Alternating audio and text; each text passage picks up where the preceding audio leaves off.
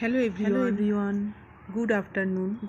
ভাঙর মাছের রেসিপি। তোমরা সবাই বেগুন আলু দিয়ে হালকা তোমরা পাতলা সবাই ঝোল। ভালো আছো।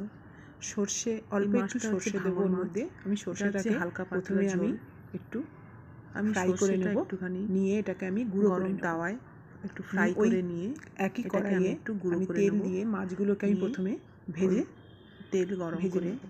মাছগুলোকে আমি নিয়ে ভেজে ওই নেব। তেলে আর একটু তেল কাঁচা লঙ্কা আমি ওর মধ্যে কালো জিরে আর শুকনো লঙ্কা ফোড়ন কড়াইতে আমি আবার দিয়ে প্রথমে আমি আলুটাকে আলুটাকে আর শুকনো লঙ্কা ফ্রাই করব।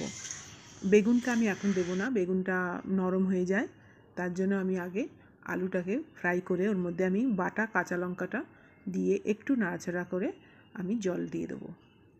জল দিয়ে তারপরে আমি বেগুনগুলোকে দিয়ে দেবো। দিয়ে এবার ওই গুঁড়ো করে রাখা সর্ষে দিয়ে ঝোলটা একটু ভালো করে ফুটলে মাছগুলোকে আমি দেবো।